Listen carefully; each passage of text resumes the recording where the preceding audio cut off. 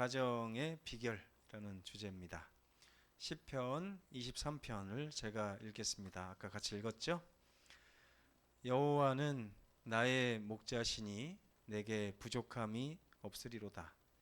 그가 나를 푸른 초장에 누이시며 쉴 만한 물가로 인도하시는 도다. 내가 사망의 음침한 골짜기로 다닐지라도 해를 두려워하지 않을 것은 주께서 나와 함께 하심이라. 주의 지팡이와 막대기가 나를 안위하시나이다.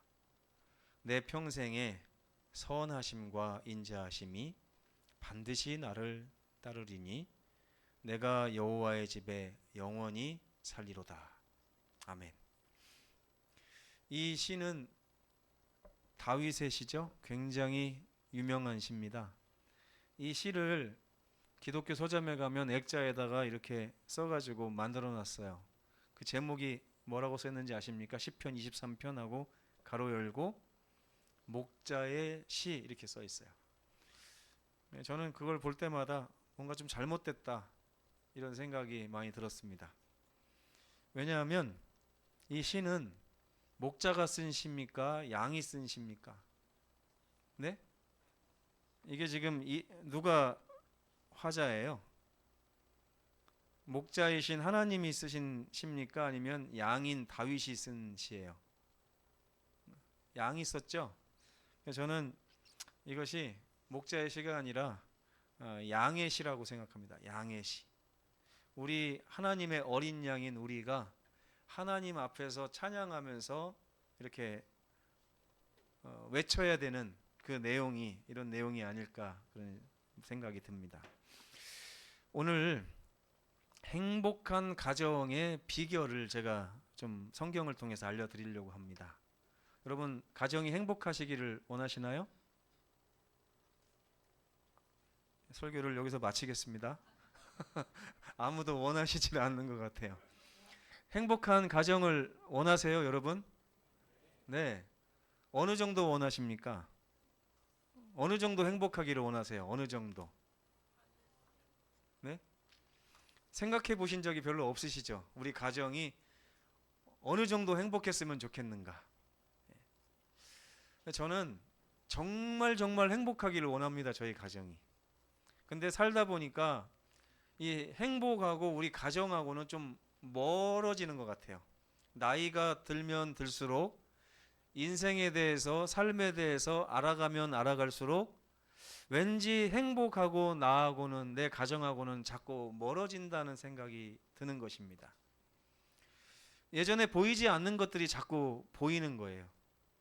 이번 주에도 장례식을 갔다 왔는데 장례식을 갈 때마다 어떤 생각이 드냐면 얼마 있지 않아서 우리 엄마 아버지도 또 이 장례식을 해야 될 거고 얼마 있으면 우리 형, 동생 혹은 내가 먼저 갈 수도 있고 뭐 이런 생각이 드는 거예요. 이런 생각을 예전에는 많이 안 했었는데 하면 할수록 인생이 행복하기보다는 불행하다 생각이 많이 들고요. 또 억울하기도 합니다. 제가 고생한 것 때문에 억울한 게 아니라 저희 부모님의 삶을 이렇게 제가 평생을 지켜봤는데 결국 우리 부모님의 삶이 이것밖에 되지 않았구나. 그리고 결국 이렇게 살다 죽으려고 태어나셨구나 하는 걸 생각할 때마다 억울하다는 생각이 들어요. 여러분 지금 내가 죽으면 억울하지 않은 분 혹시 계십니까? 나 평생 아주 잘 살았어. 저는 가끔 그런 생각을 해요. 처음에는 많이 억울했는데 다른 분들의 삶을 이렇게 지켜보니까 내 삶이나 저분들의 삶이나 다 거기서 거기다 생각이 드니까 별로 억울하다는 생각이 좀 사라졌습니다.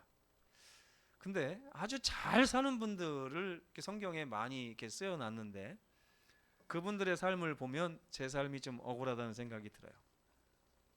그래서 저는 남아있는 내 인생 가운데 내 삶이 내 가정이 좀 행복하기를 원합니다. 성경을 통해서 어떻게 해야 가정이 행복할까 이렇게 연구해 보니까 행복을 위한 아주 필수적인 인식 하나가 있어야 된다는 것을 제가 깨닫게 됐습니다. 그게 뭐냐면 사람이 아주 연약하다는 사실입니다. 제가 살아보니까 저조차도 굉장히 제가 연약하다는 생각이 들어요. 인생을 살아가고 꾸려가는 데 있어서 내가 참 연약하구나, 마치 어린 아이와 같구나 하는 생각을 하게 됐는데, 성경은 이것이 인생이 알아야 될 절대적인 어떤 명제이자 진리라고 이야기를 하고 있습니다. 근데 살다 보니까 제가 연약하다고 하는 것을 스스로 아는 것보다 우리 하나님께서 내가 얼마나 연약한지를 아는 것이 더 많으시더라고요. 저기 뒤에 지금 예슬이가 들어오는데, 예슬이는 자기가 연약하다는 사실을 알까요, 모를까요? 알까요, 모를까요? 모르겠죠. 누가 더 잘 알까요, 예슬이보다? 예, 우리 김하연 집사님이, 또 정기엽 집사님이 예슬이가 연약하다는 사실을 알 겁니다. 그래서 만약에 예슬이가 부모를 잃어버리게 되면 예슬이가 더 슬퍼할까요, 아니면 정기엽 집사님 내외가 더 슬퍼할까요? 예슬이가 더 두려움에 떨까요, 아니면 부모가 더 두려움에 떨까요? 아직 잃어버리지 않으셔서 잘 모르시나요? 네. 저는 우리 단우를 적어도 2번을 잃어버려 봤어요. 2번. 한 번은 무주 구천동 가서 계곡에서 물놀이를 하는데, 저 아이가 아직 걷지도 못할 때 튜브에 태워서 이렇게 했는데 갑자기 물살이 세지니까요, 튜브가 확 뒤집혔어요. 아이가 물속으로 들어갔는데, 계곡물은 아니 이렇게 맑아서 들여다보일 것 같지만 이렇게 바위가 많기 때문에 물길이 하얀색입니다. 아무것도 안 보여요. 근데 아이가 그 급 물살에 떠내려가는 거예요. 근데 한 2m에 한 번씩 이렇게 낙차가 있어요. 낙차가, 웅덩이가. 제가 막 순식간에 너무나 이제 힘들어가지고 하나님한테 기도도 하기 전에 수영도 못하는 사람이 뛰어들었어요. 뛰어들어가지고 그 하얀 물살 안에서 손을 마구잡이로 막 휘두르면서, 하나님 제발 우리 아들 건지게 해달라고 했는데 갑자기 뭐가 하나 손에 딱 잡혔어요. 우리 아들의 왼쪽 엄지 발가락이 손에 딱 잡혔는데요, 요만큼 잡혔는데 그거를 제가 놓치지 않으려고 얼마나 꽉 쥐었는지, 아이가 나중에 나와가지고요 발이 아픈지 발을 막 오그리더라고요. 그러더니 딱 구해가지고 그 짧은 한 2, 3초밖에 안 되는 시간에 아이를 잃어버렸는데요, 진짜 별의별 생각이 다 나는 거예요. 나중에 건져갖고 아이를 안고서 이렇게 안아주려고 했더니 아이가 저를 밀치면서 엄마한테 가는 거예요. 또 한 번에는 저기 고성이라고 하는 곳에 가면 공룡랜드가 있거든요.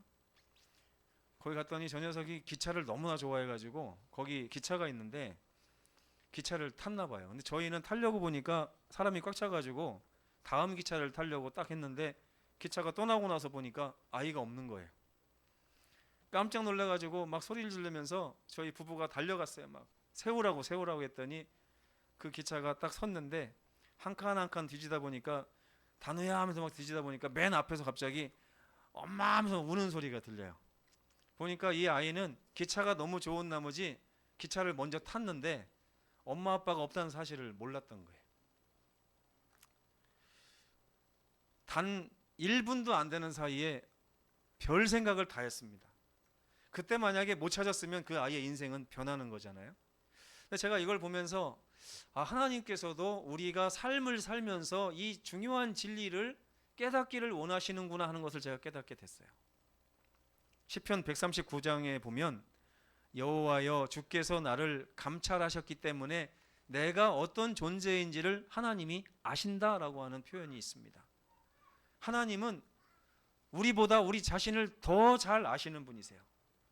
그렇기 때문에 우리가 하나님으로부터 떨어져 나갔을 때 얼마나 피폐한 인생을 살게 되는지를 누구는 몰라요? 나는 몰라요. 나는. 내가 그걸 모르기 때문에 제가 15년 동안 정말 고생은 다 하면서 살았던 것입니다. 하나님이 원치 않는 그 길로 저는 가면서도 제가 제 인생이 망가질 거라는 상상조차도 하지 않고 그 길로 갔던 것 같아요. 근데 하나님께서는 저를 아시기 때문에 늘 우리를 인도하시고 붙드시고 돌보신다고 다윗은 이야기하고 있습니다. 여기 녹색 글씨를 한번 같이 읽어보겠습니다. 시작. 곧 거기서도 주의 손이 나를 인도하시며 주의 오른손이 나를 붙드시리이다. 이 거기가 어딘지 아세요?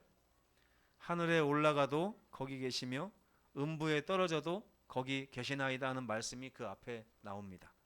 우리가 어느 곳에 가도 하나님께서는 항상 나를 인도하시고 주의 오른손은 나를 붙들고 계시다는 사실을 우리가 잊지 말아야 되고, 이걸 인식하는 것이 행복한 가정을 만드는 첫 번째 아주 중요한 비결이라고 할 수가 있는 것입니다.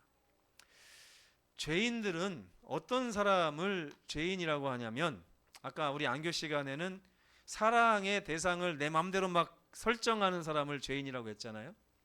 근데 또 다른 정의가 있습니다. 자기가 얼마나 연약한 존재라는 사실을 잘 모르는 사람들을 죄인이라고 합니다. 맞는 것 같아요? 여러분 그렇지 않습니까? 내가 얼마나 연약한지를 잘 몰라요. 하나님과 떨어져서 내 삶을 살아갈 때 내 삶이 얼마나 위험천만한지조차 잘 모르고 사는 사람들이 바로 죄인들입니다. 그럼 의인들은 어떤 사람을 의인이라고 할까요? 어떤 사람을? 오늘 대답 안 하기로 작정하셨습니까?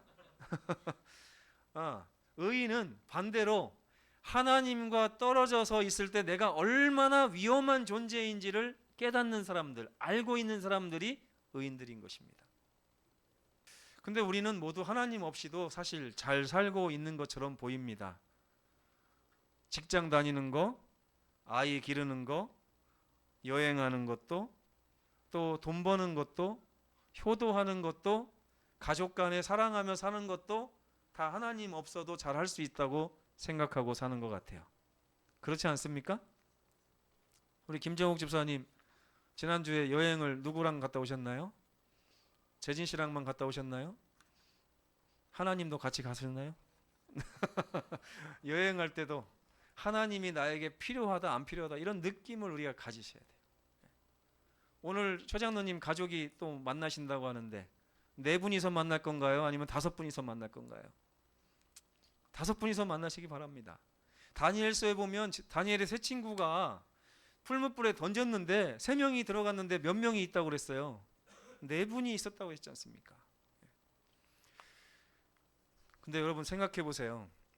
우리가 돈 벌거나 아이 기르거나 여행하거나 직장 생활하거나 효도하거나 뭐 인생의 모든 부분에 있어서 우리 스스로가 다 잘할 것 같지만 딱 그 정도밖에 못합니다. 갑자기 우리가 지키고 싶은 사람이 갑자기 사망에 빠지거나 사고를 당해도 우리가 막을 능력조차 없는 사람들이에요. 가정이 순식간에 불행에 빠지는 거 우리는 너무나 자주 봅니다. 그렇죠? 우리 세월호 사건 때 어땠어요? 그 안산고등학교 학생들을 수학여행에 보내던 그 부모님들이 자기의 인생, 자기의 가정의 행복이 그렇게 순식간에 깨질 거라고 생각이나 했을까요? 아마 그들은 계속해서 행복을 유지할 수 있을 자신이 있었을 것입니다. 그러나 하나님께서 그들을 함께 하시지 않았을 때 그들의 삶이 망가지는 것은 얼마나 순식간인지 모릅니다. 우리가 삶을 살아갈 때 내 힘으로 해결하지 못할 만한 문제가 얼마나 많은지 몰라요. 제가 20대 때는요, 세상에서 제 힘으로 할 수 없는 게 없다는 자신감을 가지고 살았어요. 근데 나이가 들면 들수록 그게 안 되더라고요. 그러니까 20대, 30대는 제가 눈에 뵈는 게 없이 살았습니다. 밖에 나가서 누구랑 싸움이 붙어도 전혀 두려움이 없었어요. 그래서 그때는 막 씨름 선수들한테도 제가 막 시비를 걸고 다녔어요. 20대 때는. 근데 나중에 가정을 이루니까 지킬 게 많아지잖아요. 지나가는 고등학생들도 무섭습니다. 요즘에. 괜히 뭐 마음 잘못 먹고 저에게 막 해코지하면 저는 괜찮은데 저희 가정이 막 깨질 것 같고 이렇게 하니까 두렵더라고요. 우리는 이 삶에서 해결할 수 있는 문제가 그렇게 많지 않습니다.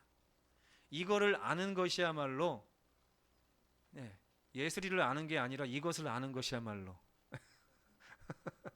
이것을 아는 것이야말로 우리가 우리 가정을 행복하게 만드는 비결이라는 사실을 여러분 아셔야 됩니다. 인간의 삶에는 분명 문제가 있어요. 여러분 살아보시면 알 거예요. 저는 지금 제가 웬만큼 다 알거든요. 여러분의 가정에 어느 정도의 문제가 있다는 거를, 좋은 문제도 있고 해결해야 될 문제도 있고 슬픈 문제도 있는 거 다 어느 정도는 제가 알고 있습니다. 그게 저의 기도 제목이기도 한데, 이 모든 사람의 삶이 겉으로는 좋아 보이지만 속에 들어가면 수고와 슬픔으로 얼룩져 있어요. 저도 제가 지금 웃어도 제 인생을 되돌아가 보면 그 안에 수없이 많은 우여와 곡절이 있습니다. 잘 하는 것 같은데 갑자기 곳곳에서 막 물이 새기 시작하는 거예요. 그런 경험 혹시 해보신 적 없나요? 저는 자주 합니다. 근데 물이 셀 때마다 제가 물 샌 것을 마치 베드로와 그의 제자들이, 그 동료 제자들이 풍랑 앞에서 자기의 힘으로 확 벗어나려고 배에서 막 물을 퍼내는 것처럼 저도 그렇게 살아봤어요. 그렇게 해서 제 인생을 한번 벗어나 보려고 노력도 많이 했습니다. 저희 형이 17살 때 아프기 시작해가지고 아버지 월급이 얼마 되지 않을 때 한 달에 막 약값이 300만 원씩 들어가는데 부모님이 그거를 메꾸기 위해서 얼마나 열심히 사시는 모습을 제가 봤습니다. 그 모습은 마치 자기 배에 들어온 물을 빼내기 위해서 바가지로 막 퍼내는 모습이었어요. 얼마나 안타까웠는지 몰라요. 그러다 보니까 엄마 아버지에게 짐이 되는 제 모습이 좀 한심해 보여가지고 제가 고등학교 때 자퇴를 하고 스스로 한번 내 앞가림은 내가 해야 되겠다 생각하고 자퇴를 했던 것 같아요. 참 그렇게 우리는 삶에 들어온 물을 퍼내기 위해서 스스로 노력하고 모든 걸 다 제껴놓고 거기에 막 다 몰입돼서 살 때가 너무나 많아요. 심지어 그런 분들은 교회도 못 나오십니다. 제가 참 아이러니한 게 목회를 하면서 이 교회 나오시는 분들은 있잖아요. 다 가정이 평안한 분들이에요. 가정이 평안하다가 갑자기 가정에 문제가 생기면 교회를 안 오십니다. 참 아이러니하죠? 이 교회는 사실 누가 더 와야 되는 곳입니까? 삶이 평안한 사람보다는 정말 예수님이 필요하고 하나님이 내 삶의 문제를 해결해 주시기를 정말 간절히 원할 만한 그 분들이 이곳에 오셔서 내 집은 만민의 기도하는 집이라고 하신 예수님의 말씀처럼 기도하러 와야 되는 그 장소예요. 근데 참 신기하게도 기도가 필요하고 삶에 문제가 있는 분들이 교회를 쉬는 것입니다. 왜 그런지 모르겠어요. 왜 그런지 모르겠어요. 여기 계신 우리 성도님들은 오늘 저에게, 하나님에게 약속하십시오. 나는 내 삶이 내 힘에 겨워서 내 힘을 벗어날 때 그때는 반드시 하나님의 전에 와서 주님을 부르겠다는 결심을 이 시간에 좀 약속하셨으면 좋겠습니다. 약속하시겠습니까? 네. 보통은요 금요일하고 안식일 혹은 화요일에 교회를 오죠. 근데 사실은 삶에 문제가 생긴 사람은 평소에도 옵니다. 어떤 분은 새벽 3시에도, 제가 서귀포에 있을 때 너무 그날 초저녁에 잠이 들어가지고 새벽에 2시에 깨가지고 잠이 안 와가지고 목회실에 잠깐 들어가려고 갔더니 도둑이 들은 거예요. 교회가. 깜짝 놀라가지고 빗자루를 하나 들고서 2층 본당으로 이렇게 살살 올라갔어요. 올라가가지고 보니까 앞에 그림자가 하나가 있는데 깜짝 놀라가지고 불을 탁 켰더니 새벽 2시에 우리 장로님 한 분이 무릎을 꿇고 울면서 기도를 하고 계셨어요. 그 모습이 왜 이렇게 감동이 되는지 몰랐어요. 제가 장로님 기도하기를 마치고 가서 장로님하고 한 30분 정도 얘기하면서 그 삶의 문제를 이렇게 듣고 나서 또 다시 그분과 함께 같이 기도를 했습니다. 너무나 좋은 경험이었고요. 제 마음에 목회하면서 그렇게 보람 있는 날이 없었어요. 아, 이 하나님의 집이 정말 필요한 이 장로님이 정말 필요할 때 하나님의 집에 있는 그 모습이 저에게 너무 감동이 되는 거예요. 그러면서 그분의 삶을 하나님께서 지켜주시도록 기도했는데 얼마 지나지 않아서 그분이 평안을 찾는 모습을 제가 보게 되었습니다. 과연 여러분은 잘 살고 계십니까? 지금? 잘 살고 계셔요? 여러분의 삶에도 여러분의 힘이 미치지 않는 영역이 분명히 존재하고 있습니다. 제가 굳이 짚지 않아도 여러분 스스로 다 아실 거예요. 건강이든 뭐든, 돈이든 뭐든, 명예든 뭐든, 관계든 뭐든. 솔로몬은 이렇게 고백했습니다. 한번 읽어보겠습니다. 시작. 여호와께서 집을 세우지 아니하시면 세우는 자의 수고가 헛되며 여호와께서 성을 지키지 아니하시면 파수꾼의 깨어 있음이 헛되도다. 여러분 아무리 가정을 지키려고 해도요, 하나님께서 여러분의 가정을 세우지 않으시면 여러분의 모든 수고는 헛되다 그랬습니다. 다윗은 이렇게 고백합니다. 여호와는 나의 목자가 되시니 나에게는 부족함이 없습니다. 다윗은 사람은 반드시 목자의 손길이 필요한 어린 양과 같은 존재라는 사실을 인정했습니다. 시편 139편 7절을 다 함께 읽겠습니다. 시작.